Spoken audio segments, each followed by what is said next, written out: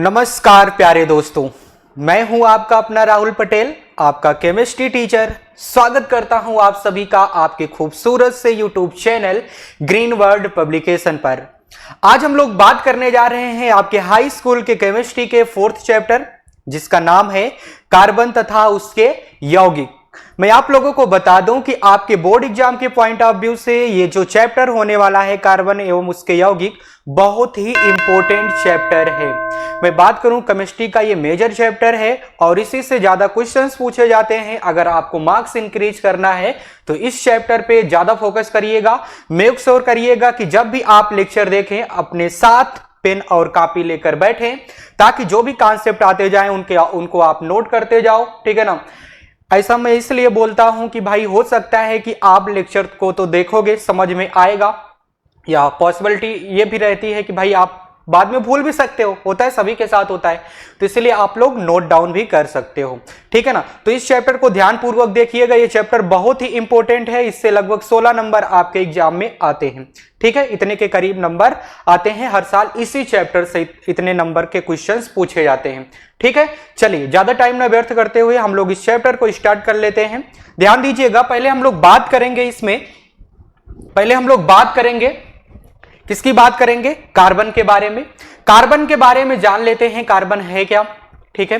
Carbon है क्या, इसकी क्या क्या प्रॉपर्टीज होती हैं, या किसके साथ बॉन्ड बना सकता है यानी कि बंध बना सकता है, ठीक। और हम जो कार्बनिक यौगिक पढ़ते हैं, तो क्या सिर्फ उसमें कार्बन का ही इन्वॉल्वमेंट होता है? इन सारी जानकारी को आज हम लोग प्राप्त करेंगे। पहले हम लोग बात कर लेते हैं कार्बन। किसके बारे में बात कर लेते हैं? कार्बन के बारे में। यार ये क्यों बार बार आ रहा है? तुमसे क्या लेना देना मेरा? तुम तो थैंक यू हो, तुम बाद में आ सकते हो। आ जाइए जरा, हाँ आप नीचे आइए। मैं पहले स्टार्ट कर लेता हूं ब्लू कलर से। हम लोग बात करेंगे कार्बन की। किसकी बात करेंगे भाई साहब? कार्बन की बात करेंगे।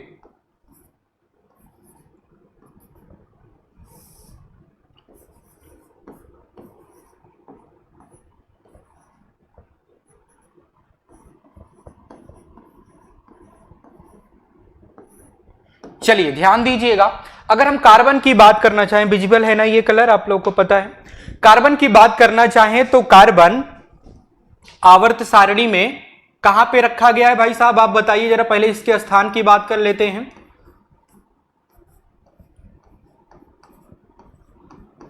कार्बन को आवर्त सारणी में पी ब्लॉक और यहां पे तथा लिखते हैं पी ब्लॉक तथा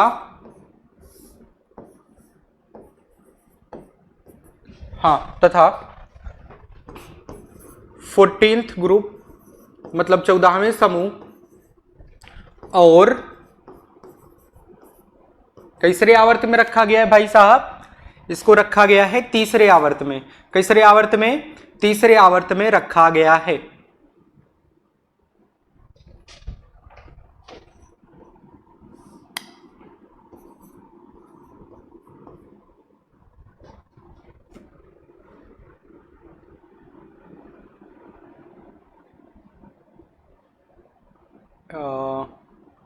एक मिनट, तीसरा आवर्त में क्यों लिख रहा हूं भाई साहब? ये दूसरा आवर्त है।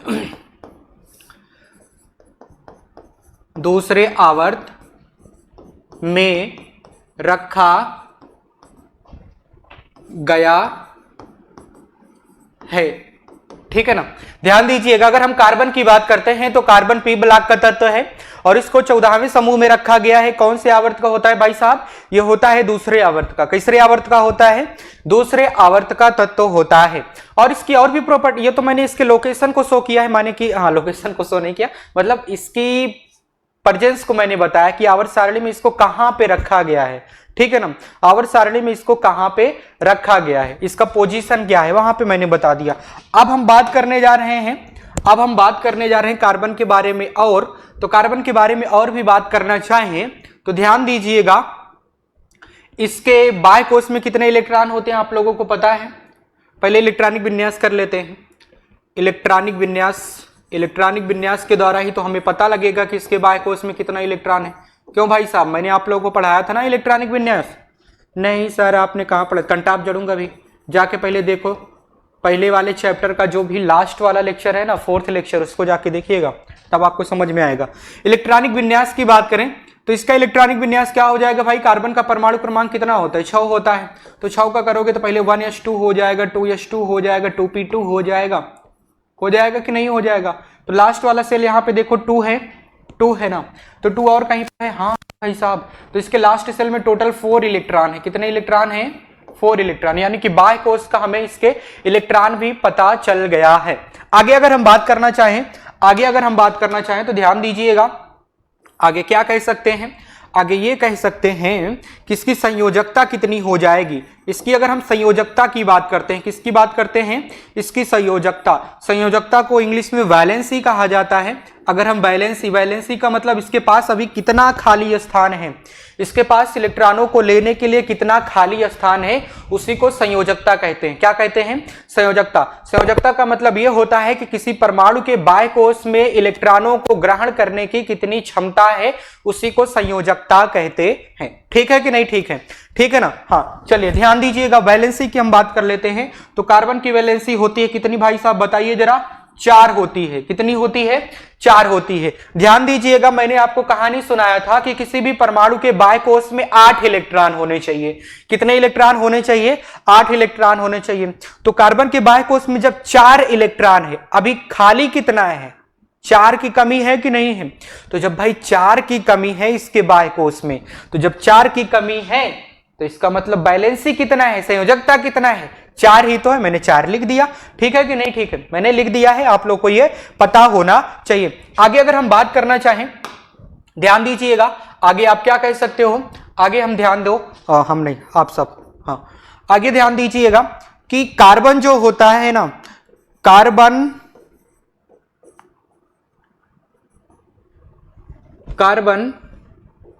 की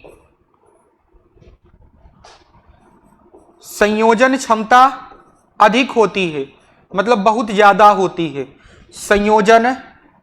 संयोजन का मतलब इंग्लिश में इसको कैटेनेशन कहा जाता है।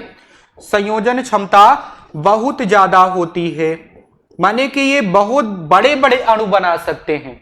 कार्बन आपस में मिल करके बहुत बड़े बड़े अणु बना सकते हैं, इसलिए कार्बन की कैटेनेशन प्रॉपर्टी हम कहते हैं कि बहुत ज्यादा होती है, यानी कि इसकी संयोजन क्षमता बहुत ज्यादा होती है, बहुत ज्यादा होती है।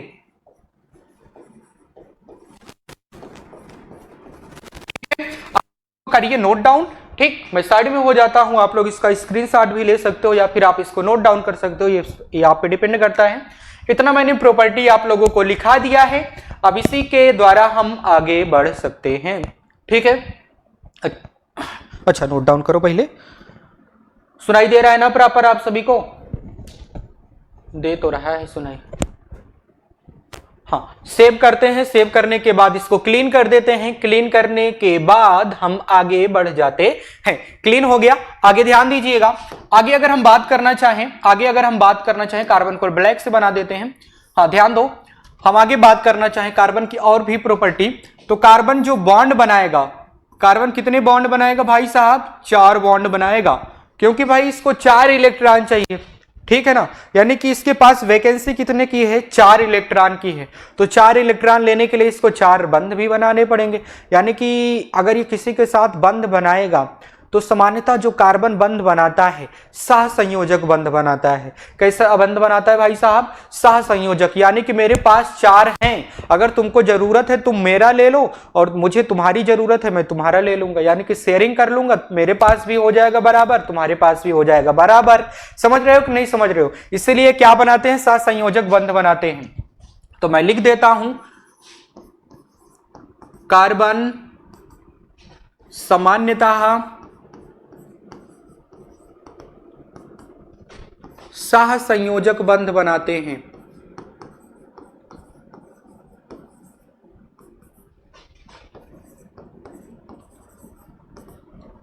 बंध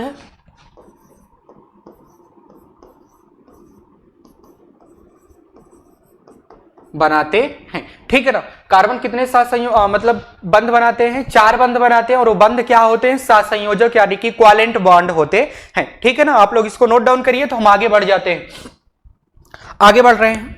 ध्यान दीजिएगा, कार्बन किसके किसके साथ बॉन्ड बना सकता है, कार्बन किसके किसके साथ बॉन्ड बना सकता है, यानी कि अगर हम हाइड्रोकार्बन की बात करें या फिर हम कार्बनिक यौगिक की बात करें, ठीक है, तो कार्बनिक यौगिक में कार्बन किसके किसके साथ जुड़ सकता है भाई साहब, ध्यान दीजिएगा, कार्बन जुड़ सकता है ऑक्सीजन के साथ, हाइड्रोजन के साथ, ठीक है, हाइड्रोजन के साथ, नाइट्रोजन वगैरह के साथ जुड़ जाएगा, और किसके साथ जुड़ जाएगा भाई साहब, सल्फर के साथ जुड़ जाएगा, हाँ जुड़ जाएगा कार्बन, और किसके साथ जुड़ेगा भाई साहब, कार्बन, कार्बन कार्बन के साथ जुड़ेगा, और किसके साथ जुड़ेगा कार्बन, कार्बन हाइड्रोजन्स के साथ जुड़ेगा, क्लोरीन, फ्लोरीन, ब्रोमीन, आयोडीन, इनके साथ जुड़ेगा। आप लोग इसको नोट डाउन करिए तो हम आगे बढ़ते हैं।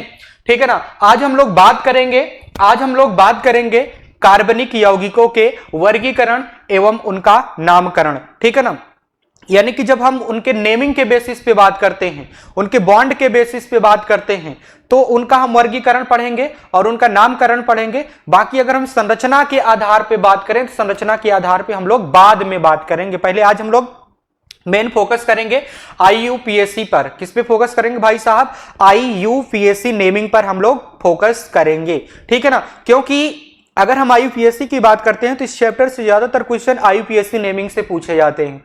ठीक, तो उसी की हम लोग बात करेंगे। ठीक है, चलिए आप लोग इसको नोट डाउन करिए। मुझे लगता है जुकाम हो गया क्या यार, नाक में गुदगुदी हो रही।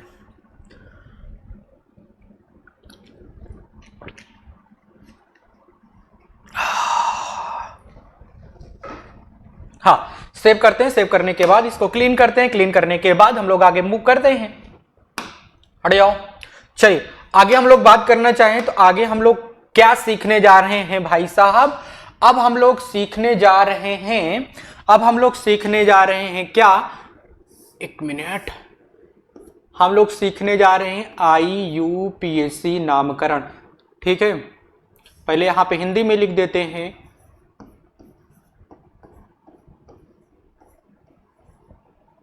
कार्बनिक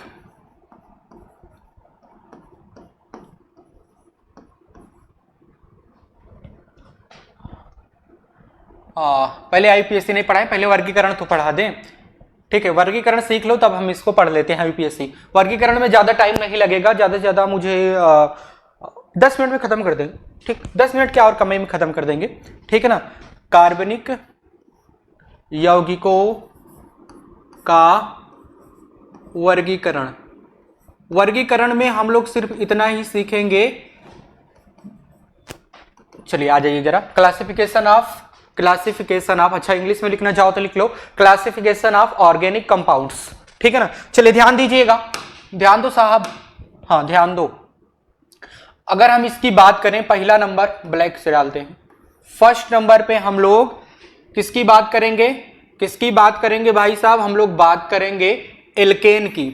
किसकी बात कर लेते हैं, हाँ एल्केन की। ठीक है, एल्केन हिंदी में भी लिखना चाहो, इंग्लिश में भी लिखना चाहो, वही लिखा जाएगा एल्केन। ठीक है, हाँ एल्केन की बात कर लेते हैं, फिर उसके बाद एल्कीन की बात करेंगे, फिर एल्काइन की बात करेंगे। ठीक है, अगर हम एल्केन की बात करते हैं तो ध्यान से सुनिएगा, एल्केन का अगर हम सामान्य सूत्र बात करें, एल्केन का सामान्य सूत्र क्या हो जाएगा भाई साहब, ध्यान दो, सामान्य सूत्र हो जाएगा CnH2n+2। क्या हो जाएगा, CnH2n+2 हो जाएगा। यह किसके लिए होता है भाई साहब, एल्केन के लिए सामान्य सूत्र होता है। माने कि अगर आपको कोई ऐसी एक सूत्र दे दिया जाए, लिखा सूत्र दे दिया जाए, और आप ये नहीं समझ पा रहे हो कि भाई साहब इसमें एल्केन आएगा, एल्कीन आएगा या फिर एल्काइन आएगा। ठीक है ना, ये जो एल्केन, एल्कीन, एल्काइन की बात हो रही है ना, इसके कार्बन और कार्बन परमाणुओं के बीच में बनने वाले बंध की संख्या की प्रॉपर्टी है। किसकी प्रॉपर्टी है, कार्बन कार्बन के बीच में बनने वाले बंध की संख्या। ठीक है ना, कार्बन जब आपस में एक बंध बनाता है कार्बन कार्बन, तब उसको एल्केन कहते हैं। कार्बन कार्बन कहीं पे द्वि बंध बना ले तो उसको एल्कीन कहते हैं। कार्बन कार्बन आपस में कहीं पर 3 बंध बना ले तो उसको एल्काइन कहा जाता है। ठीक है ना, यानी कि हम अगर ये एल्केन एल्कीन एल्काइन की प्रॉपर्टी की बात करते हैं, गुण की बात करते हैं, तो कार्बन कार्बन के बीच में उपस्थित बंधों की संख्या पर निर्भर करता है। ठीक है कि नहीं? ठीक है, ठीक है ना। एल्केन है कार्बन कार्बन के बीच में एकल बॉन्ड, एल्कीन है कार्बन कार्बन के बीच में डबल बॉन्ड, एल्काइन है तो कार्बन कार्बन के बीच में ट्रिपल बॉन्ड। ठीक है कि नहीं? ठीक है, चलिए हम आगे बढ़ लेते हैं। ये मैंने सामान्य सूत्र आप लोगों को लिखा दिया है। ठीक, अच्छा इसका कुछ एग्जाम्पल की बात कर लो। नहीं, पहले इसमें बात कर लेते हैं कि इसमें हमें लिखना क्या पड़ेगा, लिखने वाली बात कर लेते हैं। ध्यान दीजिएगा, अगर हम लिखने की बात करते हैं तो इस तरह के यौगिकों में कार्बन कार्बन के बीच में सिर्फ सिंगल बॉन्ड होता है। कार्बन कार्बन के बीच में सिर्फ सिंगल बॉन्ड होता है। कितना भी बड़ा ये यौगिक बनाए, कार्बन का कितना भी बड़ा ये यौगिक बनाए, उसके बीच में कार्बन कार्बन के बीच में तुमको कहीं पर द्विबंध नहीं नजर आएगा, सिर्फ सिंगल बॉन्ड नजर आएगा। तो इसका मतलब वो क्या है? एल्केन है। और ये एल्केन रहेगी ना तो इस वाले फार्मूले पे सेटिस्फाई होगा। समझ रहे हो कि नहीं समझ रहे हो? चलिए अब एग्जाम्पल की हम लोग बात करते हैं। एग्जाम्पल की बात करते हैं तो ध्यान दीजिएगा, जैसे हम एग्जाम्पल में बात करना चाहें तो एक बात बताइए जरा। ठीक है, आपको दिया गया है, क्या दिया गया है? C2H6, क्या दिया गया है? C2H6 दिया गया है। इसको देखिए जरा, क्या ये एल्केन है कि नहीं है? इसको चेक करिए कि एल्केन है कि नहीं है। ठीक है, अभी हम संरचना की बात नहीं कर रहे हैं, लेकिन बीच बीच में आप लोगों को समझाते भी जाएंगे कि इसकी संरचना कैसी बनेगी। संरचना के आधार पर जब हम कार्बनिक यौगिकों का वर्गीकरण पढ़ेंगे तब उसमें पढ़ेंगे रेखीय संरचना, ठीक है, और चक्रीय संरचना। चक्रीय में हम लोग पढ़ेंगे एरोमेटिक, एलिफैटिक, ये सारी चीजें हम लोग पढ़ेंगे जब संरचना के आधार पे कार्बनिक यौगिकों का वर्गीकरण किया जाएगा। अभी हमने बंध के आधार पे, बंधों की संख्या के आधार पे कार्बनिक यौगिकों का वर्गीकरण किया है ताकि हम लोग IUPAC नेमिंग पे मूव कर सकें। यानी कि किसी का भी हम IUPAC नेमिंग कैसे कर सकते हैं, चाहे एल्केन हो, चाहे एल्कीन हो, चाहे एल्काइन हो, इन सभी का हम IUPAC नेमिंग कैसे करेंगे, उसके लिए हम थोड़ा सा एक बेस डेवलप कर लेते हैं कि बंधों की संख्या के आधार पर, ठीक है, उनको कितने भाग में डिवाइड किया जा सकता है। ठीक है, तो पहला हम लोग बात कर रहे हैं एल्केन की। चेक करो क्या ये फार्मूला इस पे बैठ रहा है कि नहीं बैठ रहा है। चेक करते हैं भाई साहब। n कितना है? कार्बन के लिए n है 2। कितना है भाई साहब? 2 है। तो इसका मतलब यहां पे 2 लिख देते हैं भाई साहब। सही है, सही है। और यहां पे H2 लिखना है।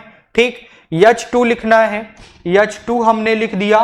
ठीक है, और गुणा किसके साथ करना है? 2 के साथ। क्यों? क्योंकि n के जगह पे देखो, n के जगह पे आपको 2 दिया गया है। यहां Cn देखो ना, n का मतलब होता है कोई एक संख्या जो कार्बन की संख्या को बताता है। तो यहां पे कार्बन की संख्या को n कितना बता रहा है? 2 बता रहा है। तो भाई साहब फार्मूले में n की जगह जहां जहां पे n रहेगा वहां पे 2 लिख दो। क्या लिख दो भाई साहब? 2 लिख दो। तो अगर हम इसको करना चाहें इंटू 2 प्लस 2, ठीक है ना, तो कितना हो जाएगा भाई? 2 दूना 4 प्लस 2 6 हो जाएगा ना। यानी कि ये बन रहा है C2H6। ठीक है, ये एल्केन वाले फार्मूले पे बैठ रहा है। ये एल्केन है। क्या है भाई साहब? ये एल्केन है। ठीक है कि नहीं? ठीक है, मैंने इसको बता भी दिया। हम आगे मूव करते हैं एल्कीन की बात करते हैं ताकि हम लोग जल्दी से मूव कर सके IUPAC नेमिंग पर। एक ही लेक्चर में हम इसको खत्म करने की कोशिश करेंगे। ठीक है, अगर कोशिश में नाकामयाब रहे तो हम अगले लेक्चर में ले लेंगे। समझ रहे हो कि नहीं समझ रहे हो? चलिए सेव करते हैं। सेव करने के बाद इसको क्लीन करते हैं। स्क्रीनशॉट लोगे? ले लो। हाँ ले लीजिए, ले लिए। चलिए क्लीन कर दिया। क्लीन करने के बाद हम लोग बात कर लेते हैं, अब किसकी बात कर लेते हैं? अब हम लोग बात कर लेते हैं एल्कीन की। किसकी बात कर लेते हैं भाई साहब? एल्कीन की बात कर लेते हैं। ठीक है ना, अगर हम एल्कीन की बात करते हैं, ठीक, एल्कीन की बात करते हैं तो इसका फार्मूला क्या हो जाएगा भाई साहब? इसका फार्मूला हो जाएगा, अच्छा पहले यहां पे लिखेंगे फार्मूला। इसका सामान्य सूत्र, माने कि जिससे हमें यह पता चल सके कि ये एल्कीन है भी, ठीक है ना। हाँ हाँ, सामान्य सूत्र की बात करें तो हो जाएगा CnH2n, बस CnH2n, ठीक है। चलिए आगे बात करते हैं, इतना आप लोग लिखिए। लिखिए आप लोग सामान्य सूत्र। फिर इसके बाद हम लोग बात कर लेते हैं कि जब हम एल्कीन कहते हैं तो एल्कीन में जब हम इसकी संरचना बनाएंगे, एल्कीन की जब हम संरचना बनाएंगे तो संरचना में क्या एक बंध आएंगे कार्बन कार्बन के बीच में, या फिर 2 बंध आएंगे, या फिर 3 बंध आएंगे। तो जब भी हम एल्कीन की बात करते हैं तो कार्बनों के बीच में कहीं पर आपको 2 बंध नजर आएंगे। कितने बंध नजर आएंगे भाई साहब? 2 बंध नजर आएंगे, ठीक है। और भी आगे अगर हम बात करना चाहें, और भी आगे अगर हम बात करना चाहें तो मैंने ये बना दिया, संरचना भी बना दिया। हाँ अच्छा, अभी IUPAC नेमिंग तो नहीं सीख रहे हैं, फिर भी यहां पे लिख देते हैं कि इसके लास्ट में हम लोग इन जोड़ेंगे, माने कि हम लोग इसमें अनुलग्न, वहां पे मैंने अनुलग्न नहीं लिखा था क्या? जब मैंने एल्केन पढ़ाया तब मैंने अनुलग्न लिखा था कि नहीं लिखा था? नहीं, लिख लेना वहां पे एल्केन वाले में अनुलग्न एन लिखना। क्या लिखना? अनुलग्न एन, ANE, क्या लिखना? ANE, अनुलग्न एन लिख देना। अब एल्कीन की जब हम बात कर रहे हैं तो इसके लिए अनुलग्न हम लोग लिखते हैं इन। क्या लिखते हैं भाई साहब? इन लिखते हैं। क्या लिखते हैं? इन लिखते हैं। चलिए एग्जाम्पल की हम लोग बात कर लेते हैं, थोड़ा सा एग्जाम्पल की बात कर लेते हैं। आ जाइए जरा एग्जाम्पल पे चेक करते हैं क्या ये फार्मूले पे बैठ रहा है कि नहीं बैठ रहा है। C2H4, C2H4 मैंने लिखा है, तो चेक करिए क्या ये एल्कीन है कि नहीं है। ध्यान दीजिएगा, यहां पे देखो n के जगह पे 2 दिया गया है ना, n के जगह पे 2 रख दो, हमने रख दिया 2। फिर हाइड्रोजन लिखो, लिख दिया। फिर 2 तो लिखा ही है, इस फार्मूले में 2 लिख दो। फिर इनटू n के जगह पे आपको 2 लिखना है, लिख दिया 2। तो क्या हो गया भाई साहब? ये हो गया C2H4। तो ये एल्कीन है। क्या है? ये एल्कीन है। इसका स्क्रीनशॉट लीजिए या फिर इसको लिख लीजिए, ठीक है। हाँ आगे बढ़े, सेव करते हैं। सेव करने के बाद हम लोग आगे मूव कर जाते हैं। चलिए सेव किया, सेव करने के बाद हम लोग क्लीन कर देते हैं। क्लीन करने के बाद हम लोग आगे बढ़ते हैं। हम लोग तीसरे नंबर की बात कर लेते हैं। तीसरे नंबर की बात कर लेते हैं भाई साहब, तीसरे नंबर की बात कर लेते हैं। तो तीसरा नंबर आपका है, तीसरा नंबर क्या है सर? तीसरा नंबर है एल्काइन। क्या है भाई साहब? एल्काइन।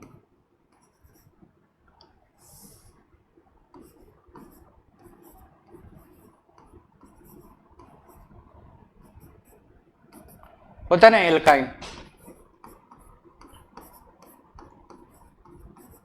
एल्काइन लिख दिया।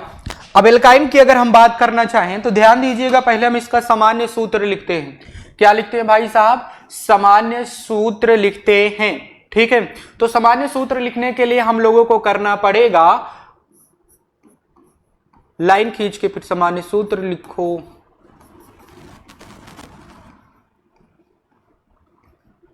सामान्य सूत्र इसका हो जाएगा CnH2n माइनस 2, CnH2n माइनस 2 हो जाएगा इसका सामान्य सूत्र। अगर हम आगे बात करना चाहें, अगर हम आगे बात करना चाहें तो ये तो सामान्य सूत्र हो गया। क्या इसकी संरचना क्या हो जाएगी भाई साहब? इसकी संरचना की अगर हम बात करें तो कहीं पर अगर हमें एल्काइन वाला अणु मिल जाए तो उसमें आप कहीं पे देखोगे ना तो 2 कार्बन के बीच में आपको 3 बंध नजर आएगा। कितना बंध नजर आएगा भाई साहब? 3 बंध नजर आएगा। तो ये क्या हो जाएगा? एल्काइन हो जाएगा। क्या हो जाएगा? एल्काइन हो जाएगा। और एल्काइन के लिए हम लोग अनुलग्न क्या लिखते हैं, इसकी भी बात कर लेते हैं। अनुलग्न क्या लिखा जाएगा भाई साहब? अनुलग्न लिखा जाएगा आइन। क्या लिखा जाएगा? आइन लिखा जाएगा, YnE। अब इसके एग्जाम्पल की अगर हम लोग बात करना चाहें तो ध्यान दीजिएगा, थोड़ा सा इधर लिखते हैं एग्जाम्पल।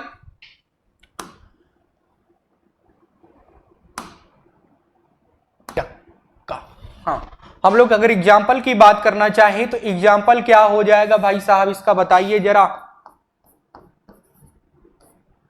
हाँ, एग्जाम्पल इसमें हम क्या ले लें? जैसे ले लिया मैंने टू ले लेता हूं, H2 ले लिया। बताइए क्या ये फार्मूले पे बैठ रहा है? चेक करते हैं। N के जगह पे हमने 2 लिया है, लिख देते हैं। N के जगह पे हमने 2 लिया है, लिख देते हैं। फिर हाइड्रोजन लिखो, हाइड्रोजन लिखने के बाद फार्मूले पे रखो, 2 लिख दो, फिर N के जगह पे 2 लिख दो, फिर -2 कर दो। तो चेक करो क्या ये फार्मूले पे बैठ रहा है। C2 हो गया, C2 हो गया H, 2 दूना 4 -2 कितना हो जाएगा 2, यानी कि ये फार्मूले पे बैठ रहा है। तब ये क्या है भाई साहब? ये एल्काइन है। क्या है ये? एल्काइन है। आप लोग स्क्रीनशॉट लीजिए या फिर इसको नोट डाउन करिए, आप लोगों की मर्जी है। मैं साइड में हो गया हूं। अच्छा, इसको थोड़ा सा ऊपर कर दो, कर दिए।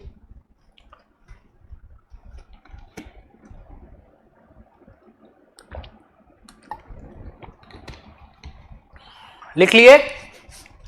चलिए आगे बढ़ते हैं। सेव, फिर उसके बाद क्लीन। अब भाई आ जाते हैं आईयूपीएससी नेमिंग पे। किस पे आ जाते हैं? आईयूपीएससी पे। अब दिल थाम के बैठिएगा, गौर फरमाइएगा, ठीक है ना? ध्यान से देखने की कोशिश कीजिएगा। हम लोग बात करने जा रहे हैं IUPA। कहां जा रहे हो यार तुम? IUPAC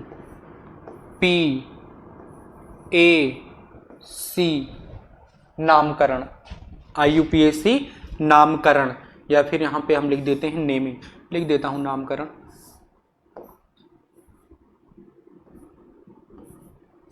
अरे यार कहां से टच कर रहा है?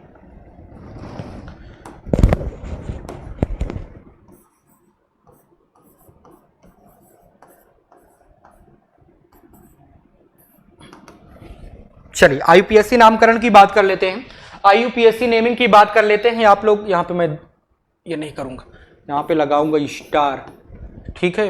हाँ, क्योंकि बहुत ही इंपॉर्टेंट चीज चलने जा रहा है। आईयूपीएससी नेमिंग सीखने जा रहे हैं तो पहले हम रूल पढ़ेंगे। क्या पढ़ेंगे? रूल पढ़ेंगे, माने कि नियम को पढ़ेंगे। फिर उसके बाद हम लोग नेमिंग सीखेंगे, ठीक है ना? माने कि हम लोग एग्जाम्पल वगैरह करेंगे, ठीक है? चलिए आ जाइए जरा।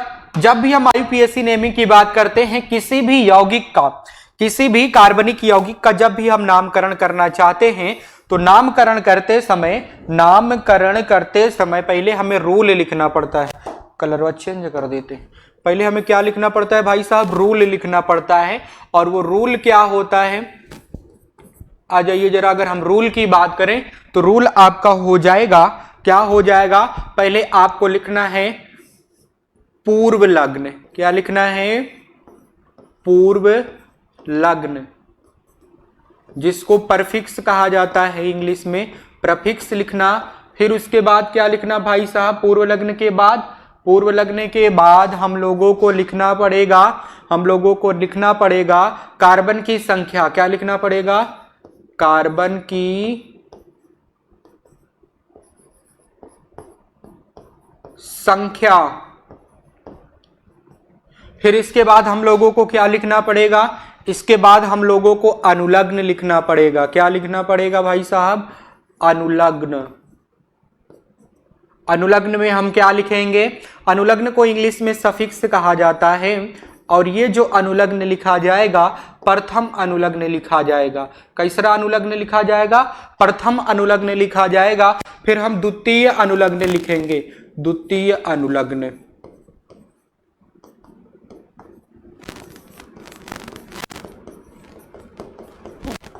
ठीक है, मैंने रूल लिख दिया है, आप लोग इसको नोट डाउन करिए। तब इन सभी को 1 बाय 1 समझते हैं कि पूर्व लग्न क्या है और कार्बन की संख्या क्या है, अनुलग्न क्या है, अनुलग्न प्रथम, अनुलग्न द्वितीय क्या होते हैं, इसके बारे में हम लोग बात करेंगे। आप लोग इसको स्क्रीनशॉट लो फिर या फिर नोट डाउन कर लीजिए। इसको सेव करते हैं। सेव करने के बाद इसको हम क्लीन कर देते हैं। चलिए सेव किया मैंने। सेव करने के बाद इसको क्लीन कर देता हूं। क्लीन हो जा। चलो हो गया क्लीन। अब आ जाते हैं हम लोग, कहां पे आ जाते हैं? अब आ जाते हैं हम समझने के लिए कि ये जो हमने पूर्व लग्न लिखा था, ये पूर्व लग्न है क्या? ये जो पूर्व लग्न था क्या था ये? यानी कि परफिक्स क्या होता है? चलिए ध्यान दीजिएगा, प्रीफिक्स का मतलब ये होता है, प्रीफिक्स का मतलब ये होता है जिनका नाम पहले आए, मतलब जिसका नाम पहले आए उसको क्या कहते हैं, प्रीफिक्स कहते हैं। लिख देता हूं यहां पे, लिख देता हूं, जिसका नाम पहले आए।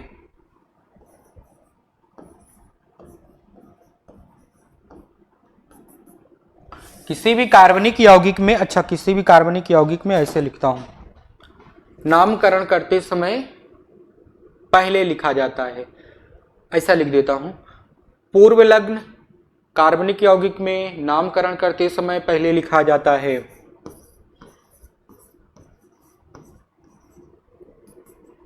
पूर्व लग्न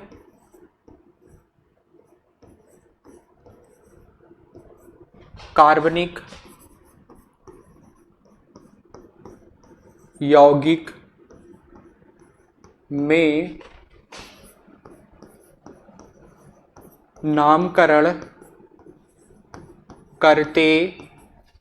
करते समय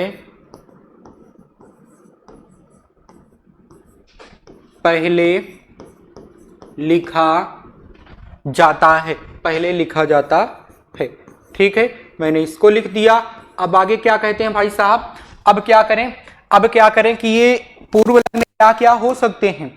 पूर्व लग्न में अगर हम बात करें तो हो सकता है कि हैलोजेंस आ जाए। हैलोजेंस का मतलब क्लोरीन आ जाए।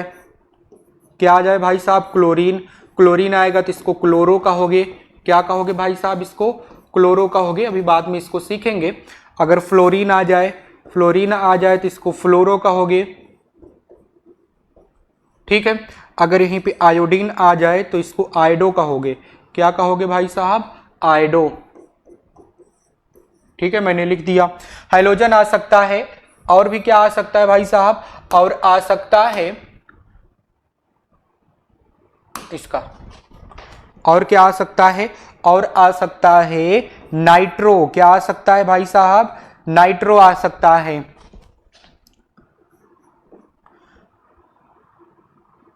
नाइट्रो हिंदी में लिखो चाहे इंग्लिश में लिखो, बात तो एक ही है कि नहीं। जब एक ही पढ़ा जा रहा है, चाहे हिंदी में लिखो चाहे इंग्लिश में लिखो। नाइट्रो आ सकता है, और क्या आ सकते हैं भाई साहब, और आ सकता है O R, bond O R, जिसको कहते हैं एल्कोक्सी। क्या कहते हैं, एल्कोक्सी, एल्कोक्सी।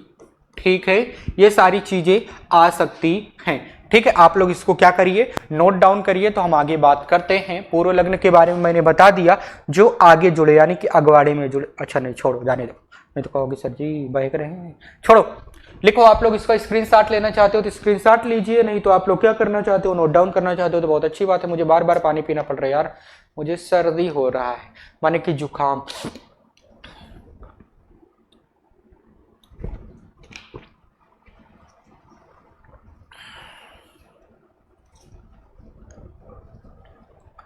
चलिए, हाँ सेव करते हैं। सेव करने के बाद इसको क्लीन करते हैं। क्लीन करने के बाद हम लोग बात कर लेते हैं किसकी, हम लोग बात करने जा रहे हैं अब।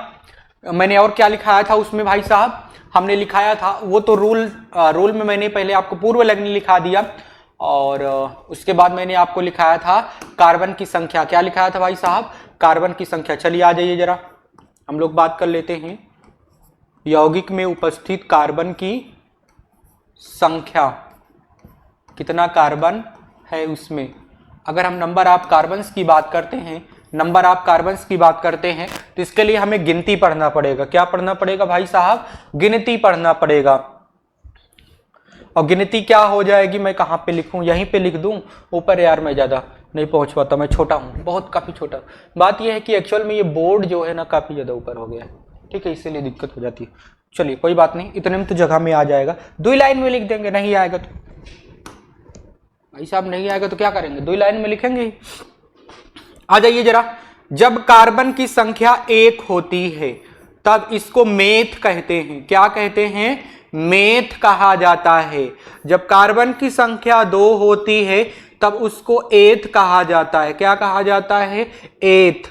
ठीक है ना, जब कार्बन की संख्या 1 होती है तब इसको मेथ, और जब कार्बन की संख्या 2 होती है तब इसको एथ। ठीक है, जब कार्बन की संख्या 3 होती है तब इसको क्या कहते हैं भाई, प्रोप कहते हैं। क्या कहते हैं? प्रोप कहते हैं। जब कार्बन की संख्या 4 होती है तब इसको क्या कहते हैं? क्या कहते हैं? ब्यूट कहते हैं। ठीक है ना? क्या कहते हैं? ब्यूट कहते हैं। ठीक है। हाँ, जब कार्बन की संख्या 5 होती है तब इसको पेंट कहा जाता है। क्या कहा जाता है भाई साहब? पेंट कहा जाता है। और जब कार्बन की संख्या 6 हो जाती है तब इसको हेक्स कहा जाता है। जब कार्बन की संख्या 7 होती है तब इसको हेप्ट कहा जाता है। और जब कार्बन की संख्या 8 होती है तब इसको ऑप्ट या ऑक्ट कहते हैं, ऑप्ट कहा जाएगा। जब कार्बन की संख्या 9 होती है तब इसको नोन कहा जाता है। क्या कहा जाता है? नोन। जब कार्बन की संख्या 10 होती है, जब कार्बन की संख्या 10 होती है तब इसको डेक कहा जाता है। क्या कहा जाता है? डेक। जब कार्बन की संख्या 11 होती है तब इसको अनडेक कहते हैं। क्या कहते हैं? अनडेक कहते हैं। जब कार्बन की संख्या 12 होती है तब इसको बाइडेक या डाइडेक कहते हैं। ठीक है। जब कार्बन की संख्या 13 होती है तब इसको ट्राइडेक कहते हैं। क्या कहते हैं? ट्राइडेक कहते हैं। जब कार्बन की संख्या 14 होती है तब इसको टेट्राडेक कहते हैं।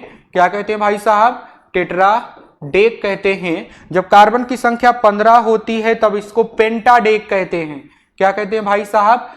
पेंटाडेक कहते हैं। आप लोग इसका स्क्रीनशॉट लीजिए या फिर नोट डाउन करिए और कोशिश करिए इसको याद करने की, क्योंकि ये बहुत ही इंपॉर्टेंट होने वाला है।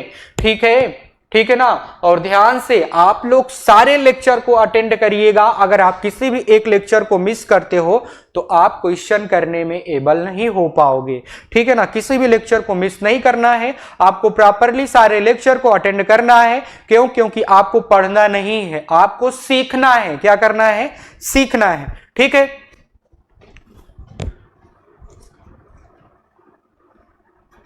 स्क्रीनशॉट ले लिए।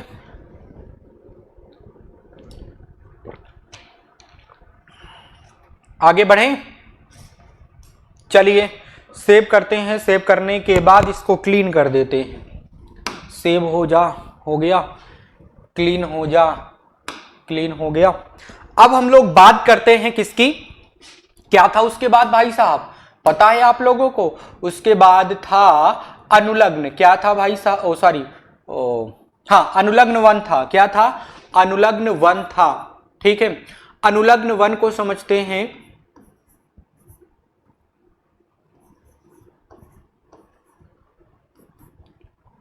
अनुलग्न वन किसको समझते हैं? अनुलग्न वन, जिसको सफिक्स वन कहते हैं इंग्लिश में। ठीक है। चलिए, अनुलग्न वन की अगर हम बात करना चाहें तो ध्यान दीजिएगा, जब कभी भी कार्बन कार्बन के बीच में, ठीक है, जब कभी भी कार्बन कार्बन के बीच में तुम्हें सिंगल बॉन्ड सिर्फ नजर आ रहा है तब उसको आप अनुलग्न एन लिखोगे। क्या लिखोगे? अनुलग्न एन लिखोगे। जब कार्बन कार्बन के बीच में कहीं पर किसी यौगिक में द्विबंध नजर आ गया तब इसको क्या कहोगे? ईन कहोगे। क्या कहोगे? ईन अनुलग्न लगाओगे। ठीक है। जब कार्बन कार्बन के बीच में कहीं पर किसी यौगिक में 3 बंध नजर आए तब इसको आइन कहोगे। क्या कहोगे? आइन कहोगे। जैसे उनको कहते हो, किनको? छोड़ो। आगे अगर हम बात करना चाहें तो कुछ क्रियात्मक समूह भी आते हैं। कुछ क्रियात्मक समूह भी आते हैं जिनकी औकात कम होती है। मतलब ऐसे क्रियात्मक समूह आ जाते हैं जो जिनकी मतलब क्या बोल सकते हैं कि क्या बोल सकते हैं यहाँ पे हम लोग ये बोल सकते हैं जिनकी प्रायोरिटी यानी कि प्रायिकता कम होती है। ठीक है ना? प्रायिकता का मतलब समझ रहे हो आप लोग? प्रायिकता का मतलब जिसकी औकात कम हो, बस इतना समझो बस। ठीक है ना? यहां पे लिख देते हैं कुछ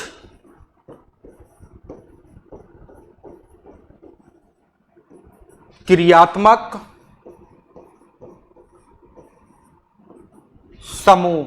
ठीक है ना? कुछ क्रियात्मक समूह। ठीक है। चलिए आप लोग इसको नोट डाउन करिए। ठीक है, या फिर स्क्रीनशॉट लीजिए। हम आगे बढ़ें।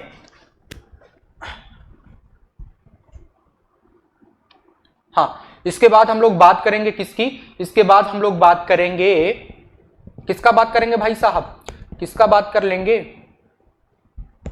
सफिक्स टू की ना, अनुलग्न टू की। नोट डाउन कर लिए, चलिए।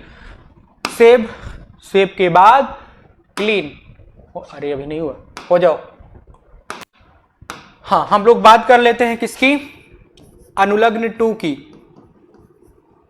अनुलग्न का मतलब होता है जो पीछे जाके जुड़े। कहां पे जाके जुड़े भाई साहब, पीछे सबसे। अनुलग्न टू की बात कर लेते हैं, अनुलग्न टू की बात कर लेते हैं, यानी कि सफिक्स टू की हम लोग बात करते हैं, सफिक्स टू की हम लोग बात कर लेते हैं, ठीक है ना। अगर हम सफिक्स टू की बात करें, किसकी बात करें भाई साहब, सफिक्स टू की बात करें, तो जो सफिक्स टू होता है ना, उसमें प्रमुख क्रियात्मक समूह आते हैं। क्या आते हैं भाई साहब, अरे यार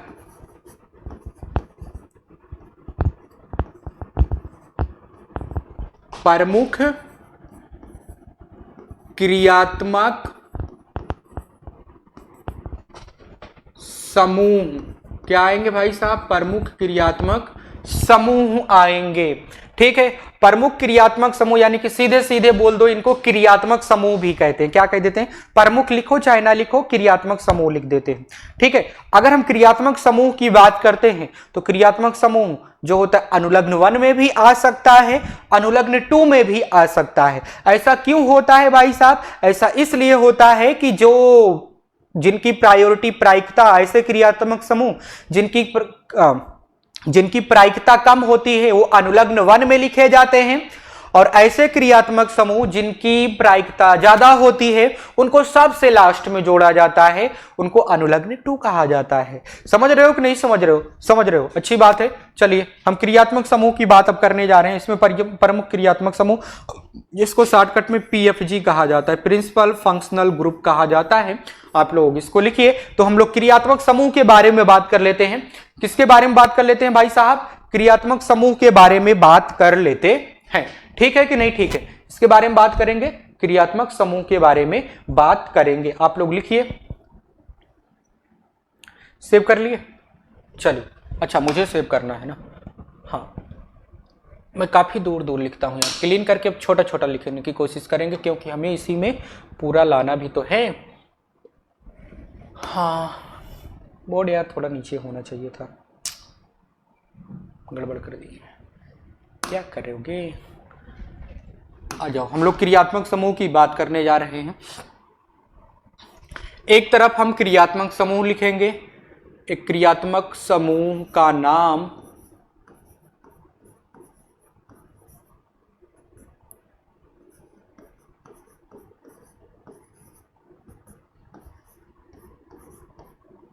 लिखेंगे, दिख रहा है ना, अरे मोटा हो गया ज्यादा इसीलिए विजिबल नहीं है।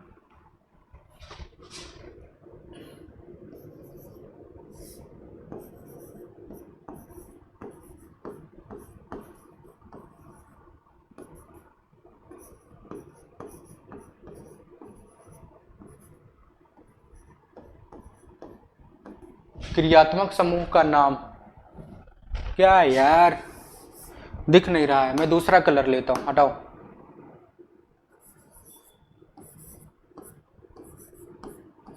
इसीलिए मैं बड़ा बड़ा लिखता हूं। क्रियात्मक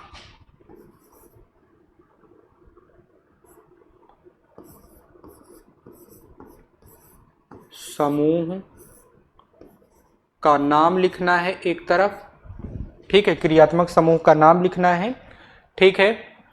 और मैं थोड़ा थोड़ा लिखते जाऊंगा, आप लोग लिखते जाइएगा, मैं उतना मिटा के फिर लिख दूंगा, नहीं तो इतना ऊपर अगर मैं लिखूंगा तो कहां से आएगा यार। यहां पे लिख देता हूं। ये बहुत ही इंपॉर्टेंट है जो अब चलने जा रहा है, ये बहुत ही इंपॉर्टेंट है, इसीलिए आप लोग कोशिश करिएगा कि इसको लिखते जाइएगा साथ के साथ। एक तरफ क्रियात्मक समूह बस लिख देते हैं, फिर उसका नाम हो जाएगा इसमें, फिर हो जाएगा संरचना, फिर हो जाएगा क्या यार, संरचना हो जाएगा,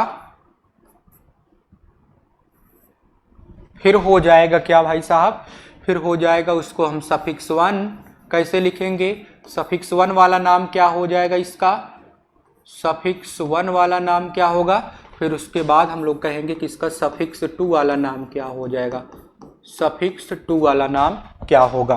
ठीक है ना, आप लोग इसको पहले बनाइए, अरे हट जा,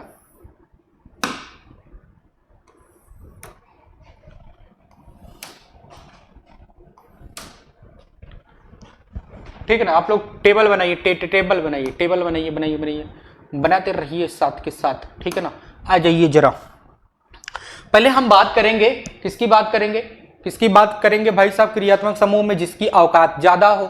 तो पहला आता है आपका कार्बोक्सिलिक, क्या आता है भाई साहब, यहाँ पे नाम लिखते हैं, वहां संरचना बनाएंगे। हिंदी में लिखो चाहे इंग्लिश में लिखो, बात एक ही है, हिंदी में लिखो चाहे इंग्लिश में लिखो, बात एक ही होती है। यहाँ पे लिखेंगे कार्बोक्सिलिक एसिड,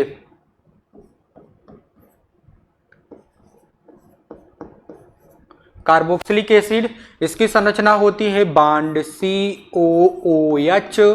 फिर उसके बाद क्या लिखेंगे भाई साहब, उसके बाद हम लोग लिखेंगे सल्फोनिक एसिड,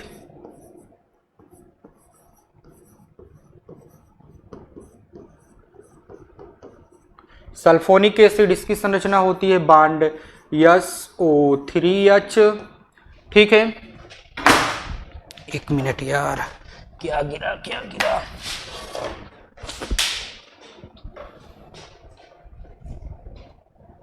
हाँ, उसके बाद हम लोग लिखेंगे एनहाइड्राइड,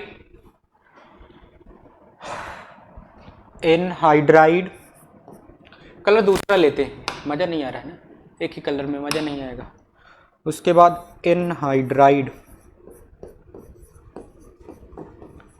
फिर उसके बाद अच्छा इसकी संरचना लिखो, संरचना हो जाएगा एनहाइड्राइड का bond C double bond O, bond O, bond C double bond O, इसको एनहाइड्राइड कहते हैं, यहाँ पे भी बॉन्ड होगा, एनहाइड्राइड हो जाएगा। फिर उसके बाद कलर दूसरा चेंज करते रहो, अच्छा लगेगा, रेड पे आ जाओ।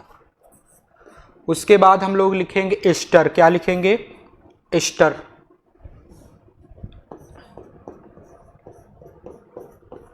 एस्टर का क्या हो जाता है भाई साहब, एस्टर का हो जाता है बॉन्ड COOR। ठीक है, बॉन्ड COOR हो जाता है। फिर उसके बाद किसका लिखें, उसके बाद हम लोग लिखेंगे एसिड क्लोराइड की, एसिड क्लोराइड, यानी कि ये होता है बॉन्ड COCl। ठीक है, इतना आप लोग पहले लिखिए, संरचना बनाइए, तो हम इस पे आगे सफिक्स 1 सफिक्स 2 भी लिखते हैं। यहाँ पे जगह भी नहीं, मैं साइड में हो गया हूँ, मतलब यहाँ नीचे और भी तो है, और भी क्रियात्मक समूह, इनके लिए जगह नहीं है, इसलिए मैं सोच रहा हूँ कि इसको आप लोग लिखते रहिए साथ के साथ, फिर क्या करें मिटा के फिर आगे लिखेंगे। समझ रहे हो कि नहीं समझ रहे हो, समझ रहे हो ना।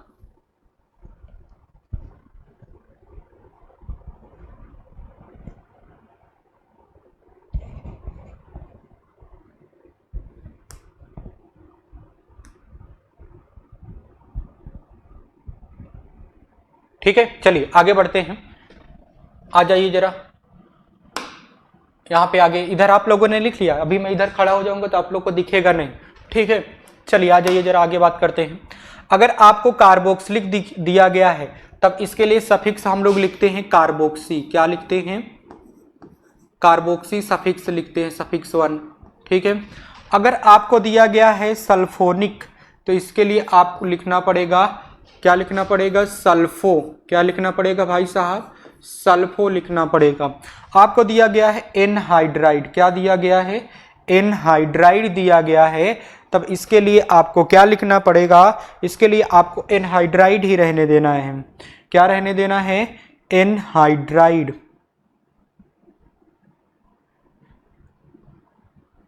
हाँ, एनहाइड्राइड, हाइड्राइड। फिर उसके बाद एस्टर दिया गया है तो इसके लिए लिखना पड़ेगा कार्बोऑक्सी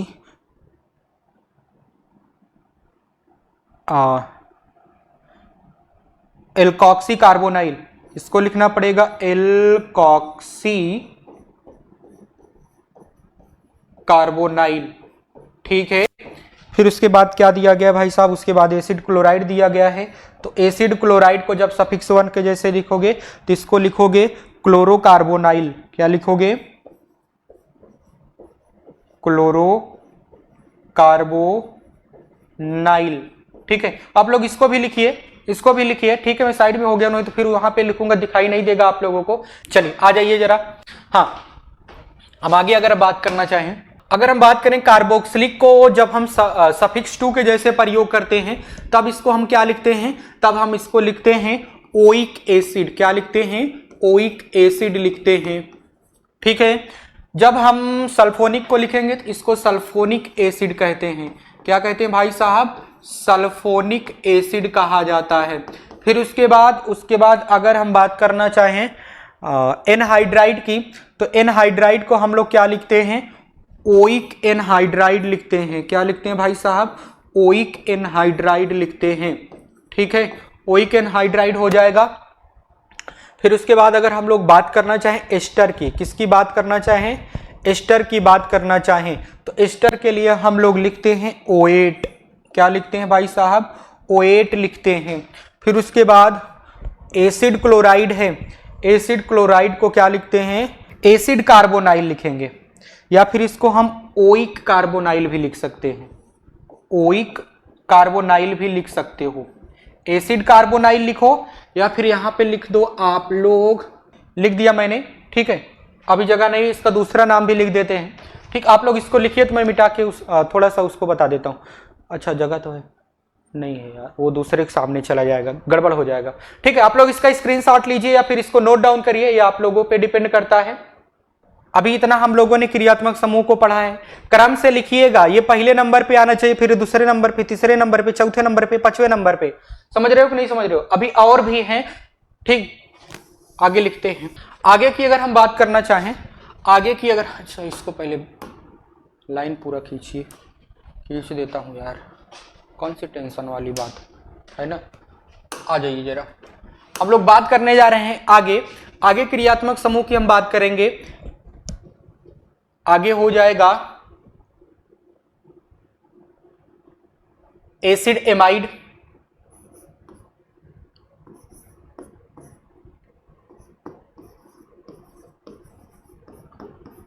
एसिड एमाइड हो जाएगा और इसकी संरचना हो जाएगी CONH2। ठीक है, फिर उसके बाद हम क्या लिखें? उसके बाद हम लोगों को लिखना पड़ेगा साइनाइड। क्या लिखना पड़ेगा भाई साहब? सायानाइड। और सायानाइड का यहां पे बॉन्ड लगा होना चाहिए, हो जाएगा बॉन्ड CN। ठीक है, फिर उसके बाद आइसोसायानाइड,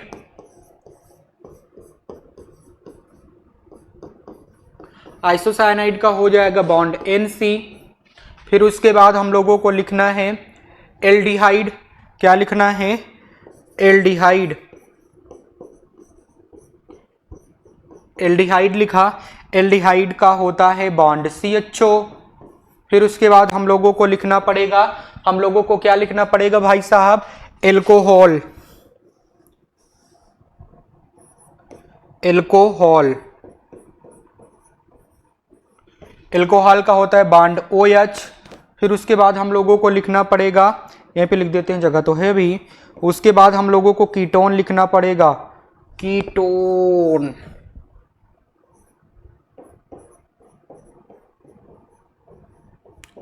कीटोन, कीटोन के लिए होता है bond C double bond O। कहां पे लिखूं यार? Bond C double bond O, bond ketone होता है।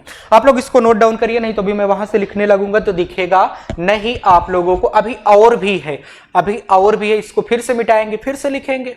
चलिए हाँ, आ जाइए जरा, हम लोग आगे बात करते हैं। कलर चूज करते हैं अलग। जब हम लोग एसिड एमाइड लिखेंगे, क्या लिखेंगे भाई साहब? एसिड एमाइड लिखेंगे तो कार्बोनाइल एमाइड लिखेंगे। इसके लिए हम लोगों को लिखना पड़ेगा कार्बोनाइल एमाइड सफिक्स 1। कलर भाई नहीं सही है, हम दूसरा कलर लेते, इसको नहीं, इसको लेते। हाँ, इसके लिए हम लोग लिखेंगे, क्या लिखेंगे भाई, कार्बोनाइल एमाइडे, मतलब एमाइड। फिर उसके बाद हम लोग इसके लिए क्या लिखेंगे, साइनाइड के लिए, साइनाइड का जब सफिक्स 1 लिखेंगे, ठीक है, तो इसके लिए हम लोग लिखेंगे सिर्फ क्या लिख देंगे भाई साहब, साइनाइड लिख देंगे। क्या लिख देंगे, साइनाइड लिख देंगे, साइनाइड लिखा जाएगा, ठीक है। फिर उसके बाद आइसोसाइनाइड, आइसोसाइनाइड लिख देंगे, या फिर यहाँ पे साइनाइड ना लिख के आप साइनो भी लिख सकते हो, लिख देते हैं सायानो, सायानो लिख दिया हमने, यहाँ पे आइसोसायानो हो जाएगा, आइसोसायानो, साइनो ठीक है ना। हाँ, ये ए है। फिर उसके बाद एल्डिहाइड के लिए हम लोग लिखेंगे, क्या लिखेंगे, एल्डो लिखेंगे। क्या लिखेंगे भाई साहब, एल्डो लिखेंगे। फिर उसके बाद एल्कोहल के लिए हम लोग क्या लिखेंगे, एल्कॉक्सी लिखेंगे। क्या लिखेंगे भाई साहब, एल्कॉक्सी,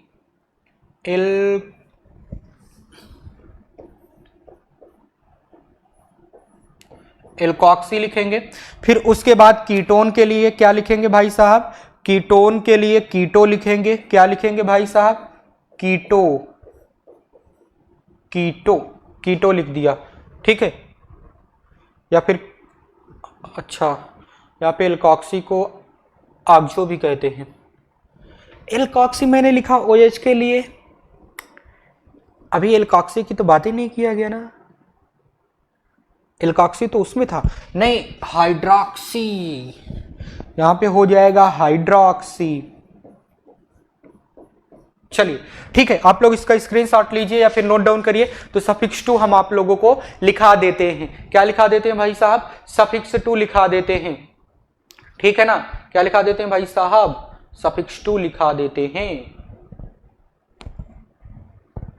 चलिए आ जाइए जरा, हाँ आगे बढ़ते हैं। आगे बढ़ने से हम लोग आगे बात कर लेते हैं, बढ़कर आगे बात करते हैं।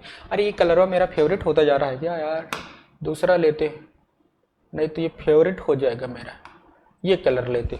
आ जाइए जरा, हाँ इसके लिए जब हम सफिक्स 2 लिखेंगे, सबसे पीछे लिखेंगे, तो इसको हमें लिखना पड़ेगा एमाइडे।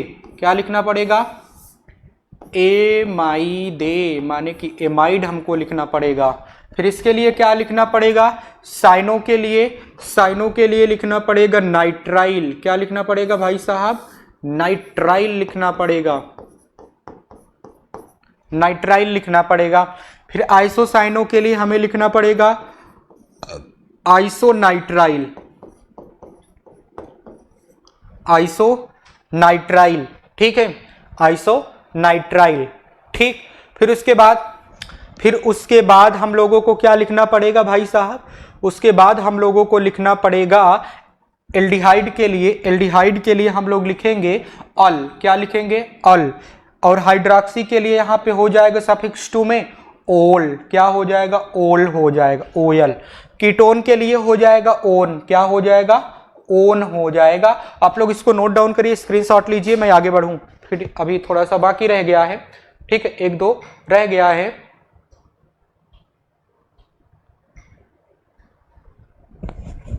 ठीक, चलिए स्क्रीनशॉट ले लिए आप लोग, सेव करते हैं। सेव करने के बाद इसको थोड़ा सा हटाते हैं, 1-2 ठो रह गया है, हाँ मिटा दिया जाए। चलिए मिटा देते हैं।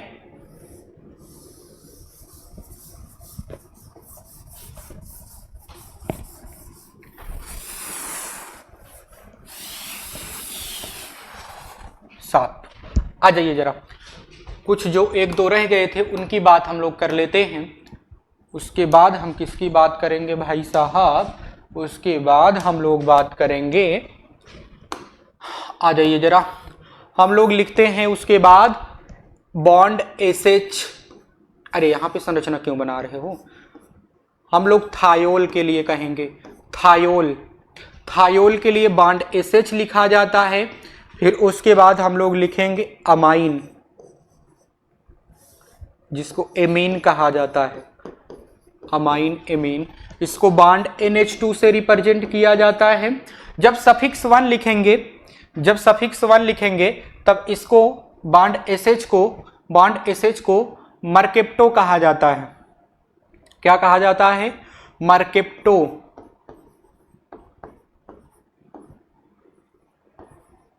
मर्केप्टो लिखा जाएगा, और एमाइन के लिए लिखा जाएगा सफिक्स 1 एमाइडो, एमाइडो लिखा जाएगा, या एमाइनो यहां पे लिखेंगे। क्या लिखेंगे भाई साहब? नहीं नहीं नहीं नहीं, हाँ मर्केप्टो हो जाएगा तो हाँ थायोल एमाइनो, थायोल एमाइनो, ठीक है। नहीं, यहाँ पे एमाइन ही हो जाएगा, एमाइन ही रहेगा, और इसके लिए यहाँ पे मर्केप्टो के लिए सफिक्स 2 हो जाएगा। क्या हो जाएगा भाई साहब? ये हो जाएगा थायोल। क्या हो जाएगा? थायोल हो जाएगा, थायोल हो जाएगा। और एमाइड क्या हो जाएगा भाई साहब? एमाइड हो जाएगा एमाइनो। क्या हो जाएगा? एमाइनो हो जाएगा। ठीक है, आप लोग इसको नोट डाउन करिए, स्क्रीनशॉट लीजिए। ठीक है ना? ठीक है, हाँ ठीक है भाई साहब, स्क्रीनशॉट लीजिए। फिर इसके बाद हम लोग आगे बढ़ते हैं। इसके बाद क्या करते हैं भाई साहब? आगे बढ़ते हैं।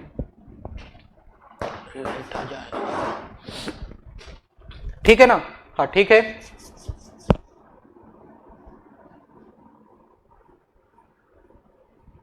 चलिए मिटा देते हैं इसके बाद। अच्छा, ये तो टाइम ज्यादा हो चुका है, इसके बाद हम लोग नेक्स्ट लेक्चर में मुलाकात करेंगे। ठीक है, नेक्स्ट लेक्चर में मुलाकात करेंगे। फिर इसके बाद हम लोग सीखेंगे IUPAC नेमिंग कैसे किया जाता है। अभी तो मैंने रूल पढ़ा, अभी हम लोगों ने रूल पढ़ा। इसके बाद कुछ रूल्स और भी रह जाते हैं, जैसे हमें प्रायिकता देनी है कि भाई जब हमने नियम पढ़ा था, जब हमने नियम पढ़ा, पहले हमें प्रफिक्स लिखना है, फिर कार्बन की संख्या लिखना है, फिर सफिक्स 1 लिखना है, फिर सफिक्स 2 लिखना है। इनके बारे में मैंने डिटेल में पढ़ा दिया। अब भाई क्या होगा कि जब हम प्रायिकता की बात करते हैं, किसकी बात करते हैं? प्रायिकता, यानी कि किसकी औकात ज्यादा होती है, तो उसके लिए हम क्या कह सकते हैं? ठीक है, उसको हम अलग से पढ़ लेंगे।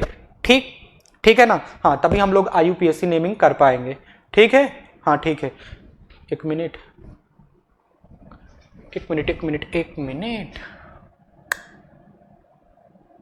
ओ यहाँ पे मैंने गलत लिखा है क्या?